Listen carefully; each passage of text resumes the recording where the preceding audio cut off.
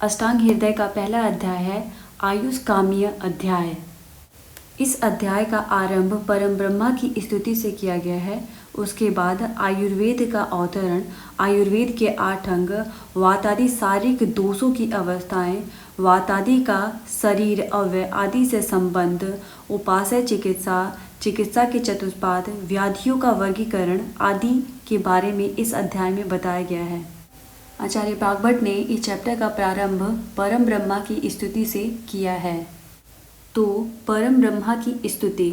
प्रत्येक शरीर में व्याप्त एवं सर्वदा रहने वाले तथा उत्सुकता, मोह और अर्ति को उत्पन्न कराने वाले राग, द्वेष, लोभ और मोह आदि मानसिक रोग एवं वात, पित्त, कफ युक्त शारीरिक रोगों को आमूल नष्ट कराने वाले अपूर्व चिकित्सक परम ब्रह्म को मैं प्रणाम करता हूँ। इसके बाद आचार्य भागवत ने आयुर्वेद का प्रयोजन बताया है। आयु काम्यमानेन धर्मार्थ सुख साधनम आयुर्वेदोपदेशेषु विधेयः परमार्दरः। अर्थात आचार्य भागवत कहते हैं कि आयु की कामना करने वाले व्यक्तियों को चाहिए कि वे आयुर्वेद के उपदेशों को अत्यंत आदर करें, क्योंकि संसार में धर्म, अर्थ और सुख की प्राप्ति आयु के रहने पर ही संभव है। इसके बाद आयुर्वेद का अवतरण। आचार्य भागवत आयुर्वेद का अवतरण इस प्रकार बताते हैं कि ब्रह्मा ने आयुर्वेद का स्मरण किया, इनसे इस ज्ञान को प्रजापति ने ग्रहण किया, प्रजापति ने अश्वनी कुमारों को, अश्वनी कुमारों ने इंद्र को और इंद्र ने आत्रेय के पुत्र आत्रेय मुनियों को आयुर्वेद का ज्ञान दिया। इन मुनियों में अग्निवेश आदि ने पृथक पृथक तंत्र बनाए। इस चार्ट में आयुर्वेद का अवतरण विभिन्न आचार्यों के द्वारा बताया गया है, जैसे आचार्य चरक के द्वारा, सुश्रुत के द्वारा। इसके बाद आयुर्वेद के 8 अंग। आयुर्वेद के 8 अंगों में आचार्य भागवत ने सर्वप्रथम काय चिकित्सा का समावेश किया है, उसके बाद बाल चिकित्सा, उसके बाद गृह चिकित्सा, उसके बाद शालाक की चिकित्सा, उसके बाद शैल्य चिकित्सा, उसके बाद द्रंष्टा चिकित्सा, उसके बाद जरा या फिर रसायन चिकित्सा, उसके बाद बाजीकरण चिकित्सा। अतः इन 8 अंगों में संपूर्ण चिकित्सा का समावेश हो जाता है। आचार्य भागवत ने अपने ग्रंथ में काय चिकित्सा को प्रथम स्थान दिया है, जबकि सुश्रुत ने अपने ग्रंथ में शैल्य और शालाक्य के बाद काय चिकित्सा को बताया। क्योंकि आचार्य भागवत का यह ग्रंथ काय चिकित्सा प्रधान है, इसलिए इसमें 8 अंगों की गणना में काय चिकित्सा को प्रथम स्थान पर रखा गया है, जबकि सुश्रुत संहिता के शैल्य प्रधान ग्रंथ होने के कारण इसमें आयुर्वेद के 8 अंगों के विभाजन में शैल्य, शालाक्य के बाद काय चिकित्सा आदि शेष अंगों का वर्णन किया गया है। इसके बाद दोषों का वर्णन किया गया है, सप्त धातु के बारे में बताया गया है, मल के बारे में बताया गया है, रस, द्रव्य, वीर, विपाक के बारे में बताया गया है, जो कि पढ़ते हैं। अब हम पढ़ेंगे दोषों का वर्णन। दोष जो होते हैं वो 3 होते हैं, वात, पित्त, कफ। पहला शाम्य अवस्था। इसमें शरीर के सभी कार्य सुचारू रूप से चलते रहते हैं, जिससे शरीर स्वस्थ, बल, वर्ण, ओज से पूर्ण और इंद्रियों अपने विषय को ठीक प्रकार से ग्रहण करती रहती हैं। दूसरा विकृत अवस्था। विकृत अवस्था भी 2 प्रकार का होता है, क्षय अवस्था और वृद्ध अवस्था। पहला क्षय अवस्था में। क्षय की अवस्था में दोष अपनी मात्रा से घट जाता है। इस अवस्था में ये दोष अपने कार्यों का संपादन ठीक से नहीं कर पाते। दूसरा वृद्ध अवस्था। वृद्धि की अवस्था में भी दोष अपनी सामान्य मात्रा से बढ़ जाते हैं, जिसके फलस्वरूप अपने कार्यों को ठीक प्रकार से नहीं कर पाते। इसके बाद दोषों के स्थान एवं प्रकोप काल। दोष। पहला वात दोष। वात दोष का शरीर में स्थान हृदय और नाभि के नीचे। दूसरा पित्त। पित्त दोष का शरीर में स्थान हृदय और नाभि के मध्य में। तीसरा कफ दोष। कफ दोष का शरीर में स्थान हृदय और नाभि के ऊपर। दोषों के प्रकोप काल। दोष। पहला वात दोष। वात दोष जो होता है वो वृद्धावस्था में प्रकोपित होता है, पित्त युवावस्था में और कफ बाल्यावस्था में। दिन के अनुसार वात दोष शयन काल में, पित्त दोष मध्यम और कफ दोष पूर्वाह्न में प्रकोपित होता है।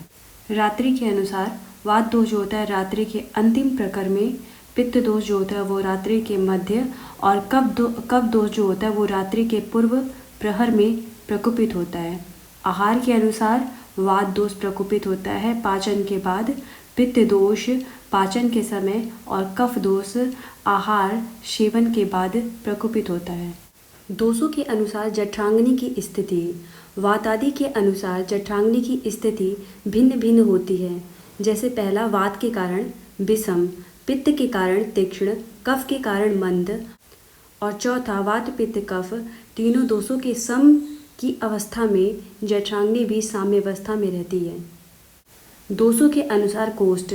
दोषों की प्रबलता के अनुसार कोष्ठ की भी स्थिति बदलती रहती है। जैसे पहला, वात की अधिकता से कोष्ठ क्रूर, दूसरा, पित्त की अधिकता से कोष्ठ मृदु, कफ की अधिकता से मध्य। तीनों दोषों की साम्यावस्था में कोष्ठ मध्य रहता है। इसके पश्चात दोषों से गर्भ प्रकृति का वर्णन। जन्म के आदि में शुक्र और आर्तों की स्थिति जिस दोष की प्रधानता वाली होती है, व्यक्ति की उत्पत्ति भी उसी दोष की प्रधानता वाली होती है। यह क्रिया भी ठीक वैसे ही होती है जैसे विष से उत्पन्न कृमि विष में ही जीवित रहता है। ये प्रकृतियाँ भी 3 प्रकार की होती हैं, हीन, मध्यम और उत्तम। वातज प्रकृति जो होती है वो हीन होती है, पित्तज जो होती है वो मध्यम होती है, कफज जो होती है वो उत्तम मानी गई है। द्विदोषज प्रकृति वाले को निंदनीय माना गया है।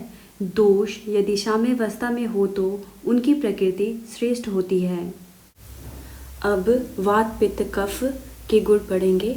वात के गुण, वात जो होता है वो रुक्ष होता है, लघु होता है, शीत होता है, खर होता है, सूक्ष्म होता है और चल इन गुणों वाला होता है।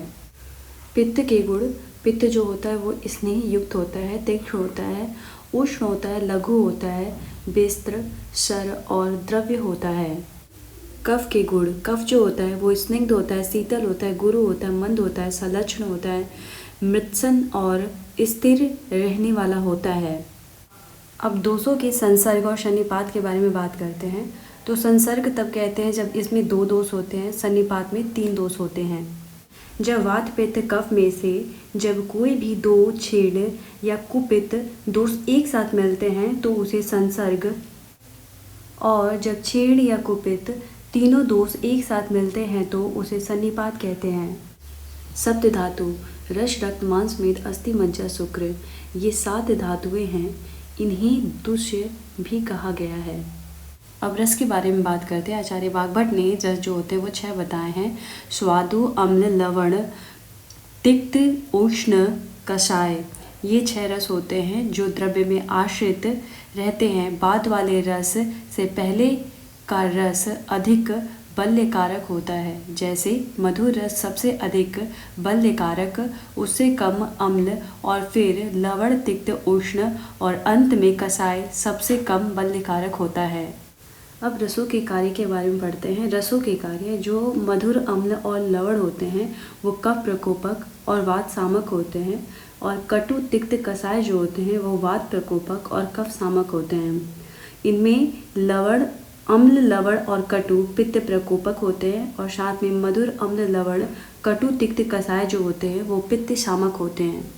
अब द्रव्य के बारे में पढ़ते हैं। द्रव्य के कर्म, द्रव्य के कर्म 3 प्रकार के होते हैं। पहला समन, दूसरा कोपन, तीसरा स्वास्थ्य के लिए हितकर। द्रव्य के गुण, द्रव्यों में परस्पर विपरीत ये 20 गुण पाए जाते हैं।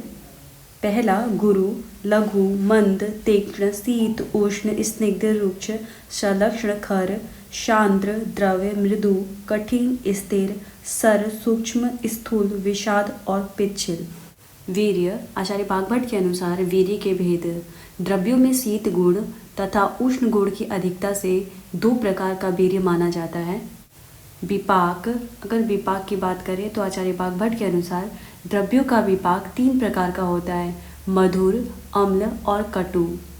देखो, इन दोष, धातु, मल, इन सब के क्षय और वृद्धि से रोगों की उत्पत्ति होती है। इसलिए अब हम लोग रोग, आरोग्य के बारे में पढ़ेंगे, रोगों के भेद के बारे में पढ़ेंगे, उन रोगों की चिकित्सा कैसे करनी है उनके बारे में पढ़ेंगे, चिकित्सा के चतुष्पाद के बारे में पढ़ेंगे, साध्य, असाध्य के, साध्य और असाध्यता के अनुसार व्याधि का वर्गीकरण किया गया है उसके बारे में पढ़ेंगे। स्टार्ट करते हैं। रोग एवं आरोग्य के कारण। काल, अर्थ तथा कर्म के हीन योग, मिथ्या योग तथा अति योग रोग एवं रोगों की उत्पत्ति में एकमात्र कारण होते हैं तथा काल, अर्थ और कर्म का सम्यक योग आरोग्य का एकमात्र कारण होता है। अब रोग और आरोग्य में भेद। वात, पित्त, कफ इन तीनों दोषों की विषमता या विषम अवस्था का नाम रोग है, अर्थात दोषों के विषम हो जाने पर किसी न किसी प्रकार का रोग हो जाता है और जब उक्त दोष समान स्थिति में रहते हैं तब आरोग्य की प्राप्ति होती है, अर्थात मानव सुखी रहती है। अब रोगों के भेद। रोगों के दो भेद होते हैं। सामान्य रूप से रोग दो प्रकार के होते हैं, निज और आगंतुज। निज जो रोग जो होता है वो वात, पित्त, कफ के कारण होता है और आगंतुज जो होता है वो बाह्य कारणों के कारण होता है। अब दो प्रकार के रोग के अधिष्ठान होते हैं, एक काय और दूसरा मन। अब रोगी की परीक्षा के बारे में पढ़ते हैं। रोगी की परीक्षा। रोगी की परीक्षा तीन प्रकार से की जाती है। पहला दर्शन अर्थात रोगी को देखकर, दूसरा स्पर्शन अर्थात रोगी को स्पर्श करके और तीसरा प्रश्न अर्थात रोगी से प्रश्न पूछकर। अब रोग परीक्षा पढ़ते हैं। रोग को अर्थात कौन सा और किस दोष के प्रकोप से रोग उत्पन्न हुआ है जानने के लिए 5 साधन बताए गए हैं और इन 5 साधनों को निदान पंचक भी कहते हैं। पहला निदान, दूसरा पूर्व रूप, तीसरा रूप, चौथा उपास्य और 5वां संप्राप्ति। अब देश भेद का वर्णन किया गया है। चिकित्सा की दृष्टि से देश अर्थात स्थान दो प्रकार का होता है। पहला भूमि देश, दूसरा देह देश। भूमि देश जो होता है वो 3 प्रकार का होता है। पहला जंगल देश, दूसरा आनूप देश और तीसरा साधारण देश। अब काल के बारे में बताया गया है। काल के भेद। आयुर्वेद में काल 2 प्रकार का माना जाता है। पहला क्षण अर्थात प्रातः या शयन काल, दूसरा रोग की अवस्था अर्थात आमावस्था और जीर्णावस्था। इन दोनों कालों के अनुसार भेषज योग अर्थात चिकित्सा का प्रयोग किया जाता है। अब औषधि। औषधि के भेद। औषधि अर्थात चिकित्सा। चिकित्सा 2 प्रकार की होती है। पहला शोधन अर्थात बमन, विरेचन आदि विधियों से दोषों को निकालना शोधन कहा जाता है और दूसरा समन चिकित्सा अर्थात उभरे हुए वात आदि दोषों को शांत करने का जो उपचार होता है उसे समन चिकित्सा कहते हैं। शारीरिक दोषों की चिकित्सा। शारीरिक दोषों की चिकित्सा इस प्रकार है। शरीर संबंधी दोषों की उत्तम चिकित्सा क्रमशः इस प्रकार है। पहला वात दोष की चिकित्सा वस्ति का प्रयोग करेंगे, दूसरा पित्त दोष की चिकित्सा के लिए विरेचन का प्रयोग करेंगे तथा कफ दोष की चिकित्सा के लिए बमन का प्रयोग करेंगे। वो तो हो गई शोधन चिकित्सा के बारे में। अब समन चिकित्सा। समन चिकित्सा में वात दोष में तेल का प्रयोग करेंगे, पित्त दोष में घृत का और कफ दोष में मधु का प्रयोग उत्तम समन चिकित्सा माना गया है। मानसिक दोषों की चिकित्सा। मानसिक व्याधि की चिकित्सा सर्वोत्तम चिकित्सा बुद्धि, धैर्य, आत्मा आदि का ज्ञान है, अर्थात इसका ज्ञान हो जाने से रज और तम मानसिक दोष नष्ट हो जाते हैं। अब चिकित्सा के 4 पद। चिकित्सा कर्म के 4 पद माने जाते हैं, जैसे पहला भीषक, दूसरा द्रव्य, तीसरा उपस्था और चौथा रोगी। तो चिकित्सा कर्म के 4 पदों में सबसे पहला भीषक। भीषक का अर्थ होता है वैद्य, अर्थात वैद्य के 4 गुण या फिर लक्षण। इसमें सबसे पहला दक्ष। दक्ष का अर्थ होता है चिकित्सा कर्म में कुशल। दूसरा तीर्थार्थत शास्त्रार्थ, अर्थात गुरु से जिसने शस्त्र ज्ञान का अभ्यास किया हो। तीसरा दृष्टिकर्मा, अर्थात क्रियात्मक ज्ञान को अच्छी तरह देखा और स्वयं किया हो। और चौथा सूची, अर्थात शारीरिक और मानसिक रूप से पवित्र हो। दूसरा द्रव्य अर्थात औषधि के विचार गुण बताए गए हैं। पहला बहुकल्प। बहुकल्प का अर्थ होता है एक ही औषधि द्रव्य को रोगी की सुविधा अनुसार अनेक प्रकार से प्रयुक्त किया जा सके, जैसे स्वरस, क्वाथ आदि के रूप में। दूसरा बहुगुण, अर्थात जो द्रव्य अनेक गुणों से युक्त तथा जिससे अनेक रोगों को नष्ट किया जा सके। तीसरा संपन्न, अर्थात अपने गुणों की संपत्ति से युक्त हो। और चौथा योग्य, अर्थात जो देश काल के अनुसार हो और प्रत्येक अवस्था अर्थात आयु के व्यक्ति सुविधापूर्वक उसका सेवन कर सके। तीसरा परिचारक। परिचारक के गुण। पहला अनुरक्त। अनुरक्त अर्थात अपने रोगी से स्नेह रखने वाला। दूसरा सूची। सूची अर्थात शारीरिक और मानसिक रूप से पवित्र हो। तीसरा दक्ष, दक्ष का अर्थ होता है अपने कार्य में कुशल। और चौथा बुद्धिमान, बुद्धिमान अर्थात चिकित्सक और रोगी की बातों को समझने में समर्थ हो। और चौथा रोगी, रोगी के 4 गुण। पहला आढ़्य अर्थात धनी, जो चिकित्सक के साधनों को एकत्र कर सके। दूसरा भीषक वश्य अर्थात चिकित्सक के आदेशों व निर्देशों को माने। तीसरा ज्ञापक अर्थात ज्ञानी हो, जिससे अपनी शिकायतों को चिकित्सक को स्पष्ट बता सके और चिकित्सक के निर्देशों को समझ सके। और चौथा सततवान अर्थात हिम्मत वाला हो, जो व्याधि से घबराए नहीं। रोग जो होते हैं वो साध्य और असाध्यता के आधार पर 2 प्रकार के होते हैं। साध्य और असाध्य के पुनः 2 भेद होते हैं। साध्य के भेद, पहला जो होता है वो शुभ साध्य और दूसरा जो होता है वो कृच्छ साध्य। असाध्य के 2 भेद होते हैं, याप्य और प्रत्याख्येय। साध्य और असाध्यता के अनुसार व्याधियों का वर्गीकरण साध्य और असाध्य। साध्य जो होते हैं वो 2 प्रकार के होते हैं, सुख साध्य और कृच्छ साध्य। असाध्य जो होते हैं वो 2 प्रकार के होते हैं, याप्य और प्रत्याख्येय। चिकित्सा से पूर्व अर्थात चिकित्सा करने से पूर्व क्या करना चाहिए एक चिकित्सक को?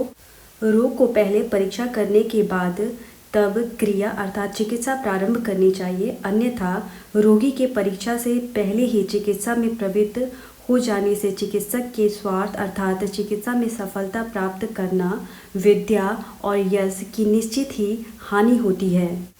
साध्य रोगी भी तज्य, इस प्रकार से साध्य रोगी भी तज्य हो जाते हैं। जैसे ऐसे साध्य रोगी की चिकित्सा नहीं करनी चाहिए जो चिकित्सक और राजाओं से द्वेष रखता हो या जिससे चिकित्सक या राजा द्वेष करते हों।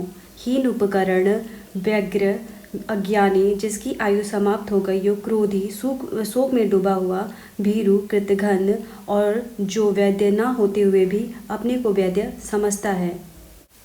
इसके आगे इस तंत्र के अध्याय संग्रह की व्याख्या की गई है। इस ग्रंथ में कुल 6 स्थान हैं। पहला सूत्र स्थान, सूत्र स्थान में कुल 30 अध्याय आते हैं। दूसरा स्थान शारीर स्थान है और इसमें कुल 6 अध्याय आते हैं। तीसरा निदान स्थान, निदान स्थान में कुल 16 अध्याय आते हैं। चौथा चिकित्सा स्थान और चिकित्सा स्थान में कुल 22 अध्याय आते हैं। पांचवा जो स्थान है वो कल्प सिद्धि स्थान है और इसमें कुल 6 अध्याय आते हैं। और छठा स्थान उत्तर स्थान है, इसमें कुल 40 अध्याय आते हैं।